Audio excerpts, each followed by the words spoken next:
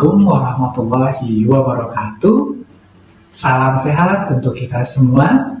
Perkenalkan, nama saya Chandra Junaidi. Saya merupakan salah satu staf dosen di Prodi S1 Farmasi, Fakultas Sains Farmasi dan Kesehatan Unma Banten. Di Prodi S1 Farmasi, saya mengampu mata kuliah Farmakoterapi 2.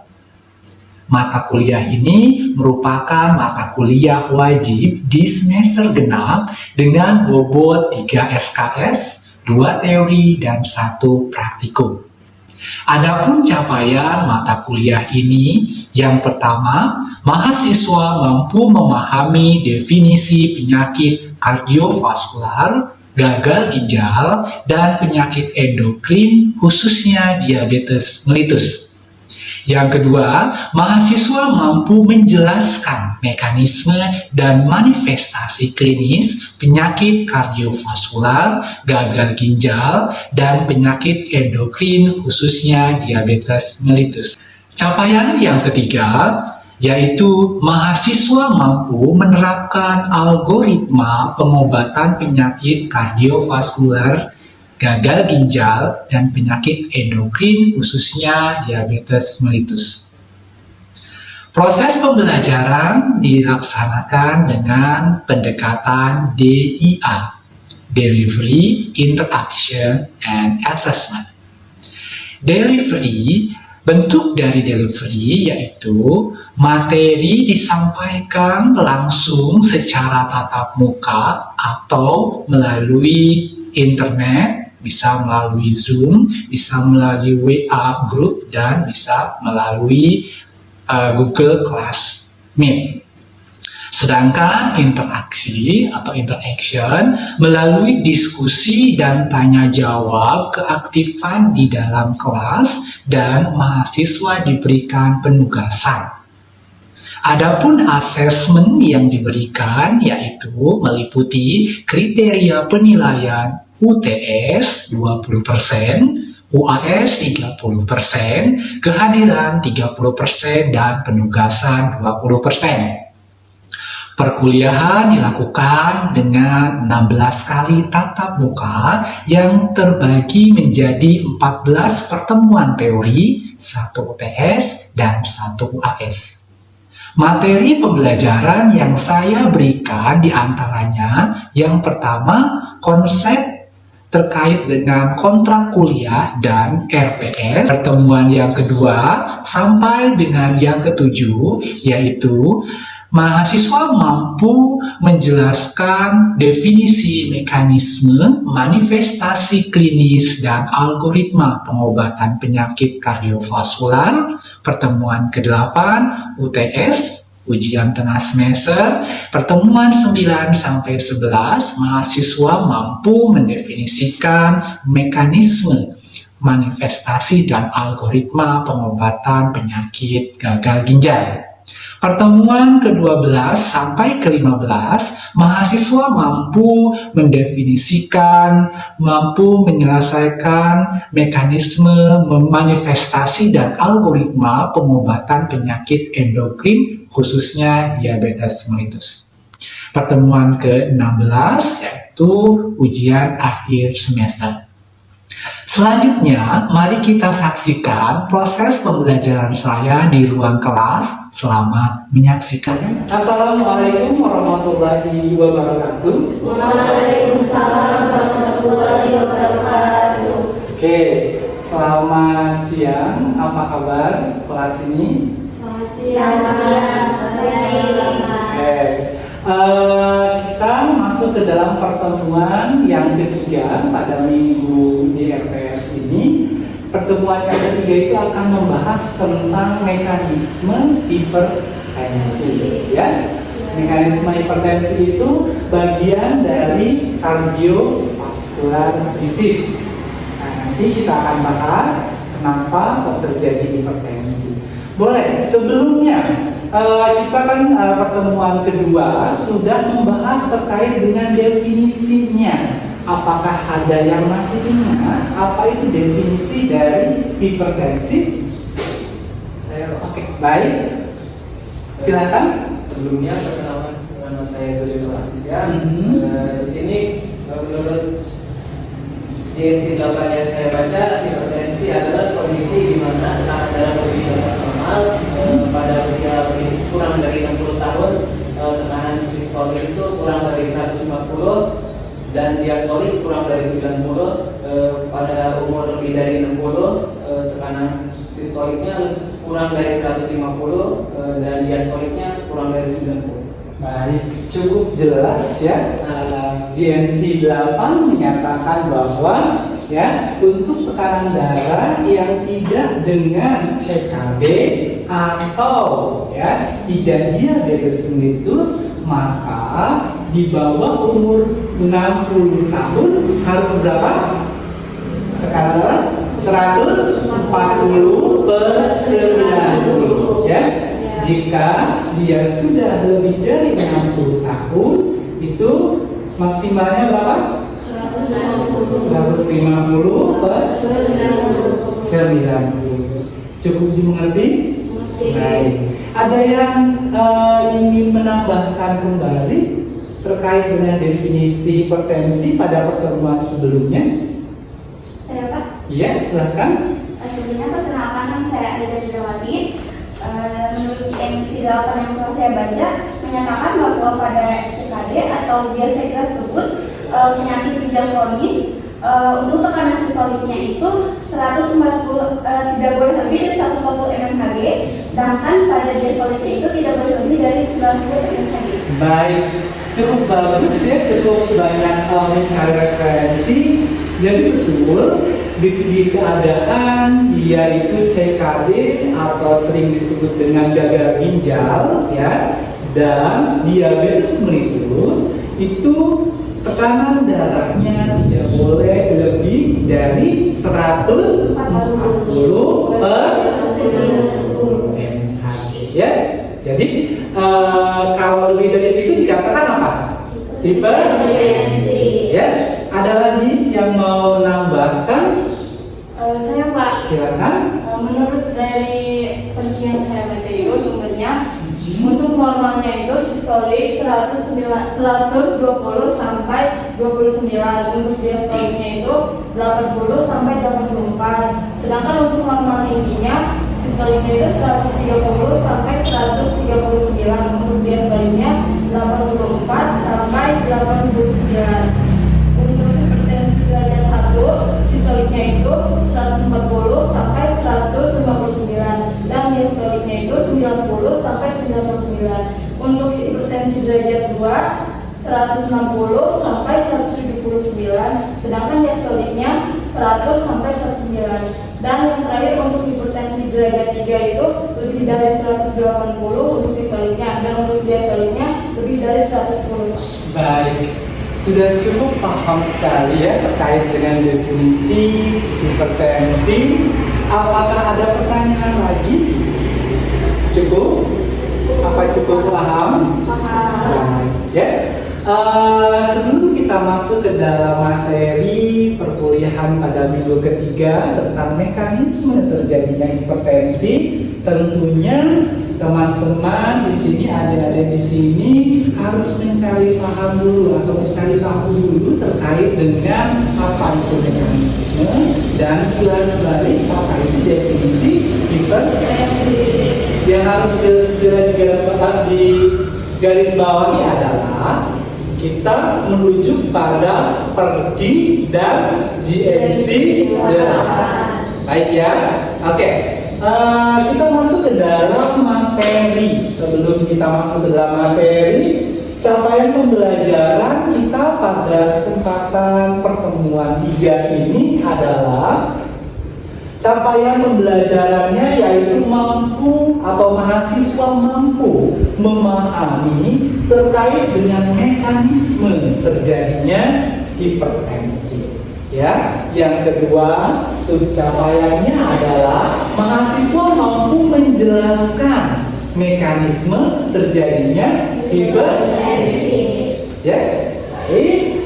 Nah, sebelum itu kita akan membahas tentang jantung dan pembuluh darah terlebih dahulu. Baik, di pembuluh darah itu dia bekerja sama dengan jantung menyebabkan yang namanya sistem sirkulasi. Jadi sirkulasi itu atau sirkulasi pembuluh darah antara jantung dengan pembuluh darah. Ya, bisa dipahami kira-kira? Baik, ya. Nah, sistem kardiovaskular ini terkait dengan jantung dan pembuluh darah adalah sistem transportasi, ya, yang mana membawa gas, oksigen, nutrisi, dan berbagai zat-zat hormon lainnya yang akan diedarkan ke seluruh tubuh. Seperti itu, ya. Nah, sistemnya terdiri dari jantung dan pembuluh darah. Ya, jadi jantungnya sebagai pusat untuk mengalirkan dan pembuluh darah sebagai pengalir. Seperti itu, ya. Nah, tentunya kita harus pahami lagi terkait dengan yang namanya jantung. Ya, jantung di sini terbagi menjadi bagian mana? Ada yang tahu? Jantung ada bilik kiri, bilik kanan, ya. Ada bilik kiri dan bilik kanan, gitu ya. Di sini kita akan lihat kalau bilik itu ya mungkin agak susah ya mengatakannya, tapi biasanya yang sering dikatakan adalah apa? Ventrikel dan atrium. Ya, ada atrium kiri, ventrikel kiri, atrium kanan dan ventrikel kanan. Oke ya, bisa dipahami?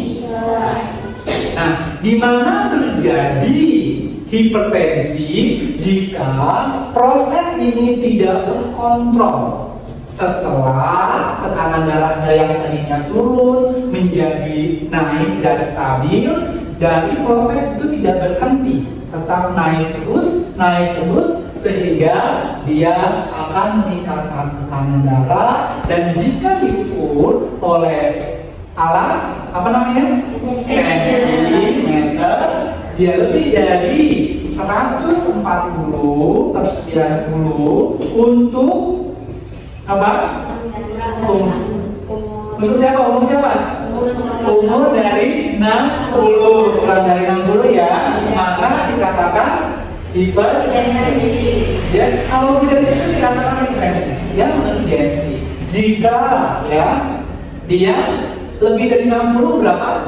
150 ya. Jadi kalau sistem ini tadi gitu ya, dia tidak kembali lagi ke normalnya, tetap terus trainingnya diproduksi oleh tubuh, maka tekanan darahnya akan meningkat terus. Ya, di mana setelah diukur dia ada yang namanya tekanan darah tinggi. Ya, baik, dari proses ini ada yang mau ditanyakan terlebih dahulu, apa sudah dipahami tentang mekanisme terjadinya tekanan darah?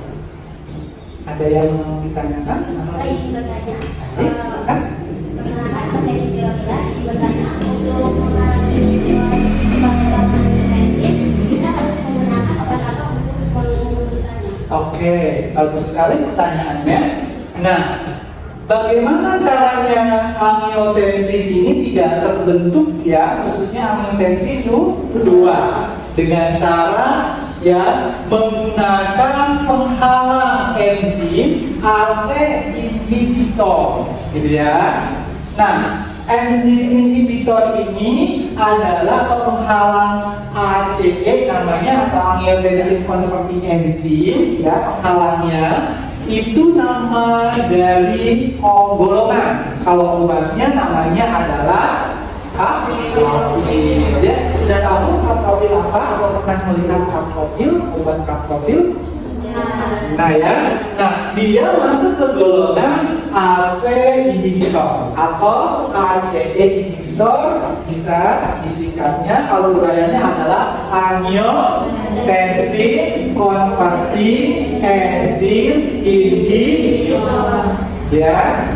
Nah, dia bisa menghambat terjadinya pembentukan angiotensin 2 ya, dikarenakan enzim ACE atau angiotensin converting-nya dihambat. Maka angiotensin 2 tidak terbentuk. Maka yang tadinya pemicu hipertensinya ini tidak aktif dan dia akan menurunkan tekanan darah ya dalam seperti itu. Ya, tetapi tidak hanya satu ya obatnya banyak. Ya, bisa cukup dipahami. Ya, ini dia golongan obat-obat anti hipertensi. Yang mungkin tadi, yang mana tadi yang dibahas? Yang dibahas adalah ACI atau angiotensin converting enzim inhibitor. Ya, jadi obat-obatnya ada captopril, lisinopril, apalagi ramipril, enalapril, quinapril, dan lisinopril. Ya, jadi kalau adik-adik menemukan obat ini adalah obat golongan ACE inhibitor, dan obat-obatnya ya adalah obat anti hipertensi. Yang kedua, ARB. Ya, kepanjangannya adalah angiotensin receptor blocker. Obat-obatnya adalah losartan, Irbesartan, oke, dan termisal. Ya. Selanjutnya, contoh obat dari beta blocker. Contohnya apa saja? Nah, beta blocker itu adalah menghambat reseptor beta. Ya. Nah, obat selanjutnya adalah diuretika dan CCB. Ya. Diuretika kerjanya dia bisa di absorpsi air ya, di volume distribusi, dan juga dia bisa di antagonis aldosterone ya. Nah, selanjutnya contoh obatnya ada amlodipin. Kalau untuk yang CCB, calcium channel blocker, dengan cara kerjanya dia sebagai penghambat kanal kalsium ya. Adanya di mana? Adanya di hati dan di pembuluh darah. Oke ya. Contoh obatnya amlodipin, nifedipin, olapamil, dan miltazapine. Ya. Dan kalau diuretik ada hidrochlorotiazid, furosemid, ya, spironolactone untuk antagonis aldosteron, dan malitol, serta banyak yang lain. Ya. Sekarang kita akan membahas terkait dengan antagonis alfa 1 dan antagonis alfa 2. Ya, dia di mana adanya? Dia adanya di bagian sistem saraf simpas. Ya, adanya di reseptor alfa. Ya, di mana reseptor alfa ini dikendalikan oleh ya agonis ya dan antagonis alfa 1 dan alfa 2 ya. Jadi contoh obatnya ada prazosin ya, prazosin dan lain sebagainya. Kalau yang agonis alfa 2 itu adalah methyldopa dan clonidin serta lain sebagainya ya. Baik, yang terakhir adalah antirenin. Yang antirenin ini dia obatnya adalah alis. Ya, kerjanya di mana? Kerjanya menghambat produksi renin supaya reninnya tidak terlalu banyak. Maka nanti yang lainnya tidak teraktivasi dan menurunkan tekanan. Ya, baik. Oke, biasanya dari apa? Kalau untuk menentukan pasien ini harus menggunakan obat yang mana, kita bisa menggunakan ini, ya, logaritma terkait dengan tata laksana pemberian obat. Ya, jika contohnya tadi, ya, dia itu tekanan darahnya tinggi, maka jika dia ras non black bukan hitam, diberikan obat diuretika, ACE inhibitor, ARB, atau CCB atau kombinasi. Yang penting dalam satu golongan tidak boleh dikombinasi. Contohnya kayak gimana dalam satu golongan tidak boleh kombinasi? ACI sama ARB, betul sekali. Karena cara kerjanya relatif sama ya. Tuh, jadi boleh dikombinasi dengan apa contohnya? Diuretik dengan CCB ya, boleh. Nah, di sini dikatakan bahwa diuretik ya, ACE inhibitor, ARB atau ARB ya atau CCB ini boleh dikombinasi ya, diuretik plus CCB boleh ya. Contoh apa diuretik? Furosemid. CCB-nya contohnya apa? Amlodipin. Furosemid dengan amlodipin boleh kombinasi? Boleh. Jadi penata laksanaannya itu harus komprehensif. Nah, penata laksanaan itu akan kita bahas pada pertemuan yang akan datang, pertemuan keempat, ya, terkait logaritma atau tata laksana pemberian obat hipertensi. Ya, baik. Ada yang ditanyakan kembali? Ya, silakan.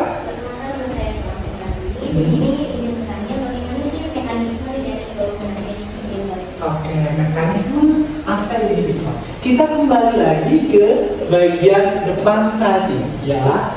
Mekanisme ACE inhibitor. Nah, mekanismenya adalah menghambat enzim angiotensin converting enzim. Ya, jadi dia kerjanya di sini, ya, kerjanya menghambat angiotensin converting enzim. Ya, kalau dihambat otomatis angiotensin tidak terbentuk. Jadi hambatlah enzimnya. Ya, jadi dia terbentuk dari angiotensin 1 menjadi angiotensin 2. Ada lagi? Ya, silakan. Kenapa ACE inhibitor? Sebelumnya kenapa untuk ras putih sama ras hitam dibedakan dalam pemberian obat? Kenapa? Biasanya ada yang namanya faktor fisiologis, gitu ya, dari tubuh kita, karena dari gen dari keturunan biasanya tidak cukup semuanya harus dijelaskan. Maka berdasarkan penelitian menyatakan bahwa ras putih harus diberikan CCB, angiotensin converting enzim inhibitor atau ACE inhibitor, ya, atau ARB atau juga diuretik. Ada lagi yang mau ditanyakan? Apa cukup dipahami? Cukup. Baik, kalau cukup dipahami, pertemuan kita cukup di sini. Sebelum itu, untuk pertemuan yang akan datang, kita akan memberikan tugas. Ya, tugas itu di mana kalkulasinya akan dibagi menjadi 2 kelompok. Ya, dicari kasus hipertensi dan nanti kita akan presentasikan pada pertemuan yang akan datang. Cari kasus hipertensi, ya, bisa mencari melalui jurnal, juga bisa mencari melalui buku, ya, dan itu dibuat dalam makalah dan dipresentasikan di depan, dan kita akan melakukan kegiatan diskusi. Bisa dipahami? Baik. Mungkin cukup itu pertemuan kita pada minggu ketiga ini. Mohon maaf jika salah kata dari saya. Terima kasih atas kerjasamanya. Saya tutup. Assalamualaikum warahmatullahi wabarakatuh. Waalaikumsalam warahmatullahi wabarakatuh. Demikianlah deskripsi singkat dari pengajaran farmakoterapi 2. Semoga dapat memberikan gambaran dalam kegiatan pembelajaran yang saya laksanakan. Saya mengucapkan terima kasih kepada semua pihak dan khususnya pada Prodi S1 Farmasi, Fakultas Sains Farmasi dan Kesehatan, Universitas Maghlul Anwar Banten atas bantuannya. Terima kasih, salam sehat selalu. Assalamualaikum warahmatullahi wabarakatuh.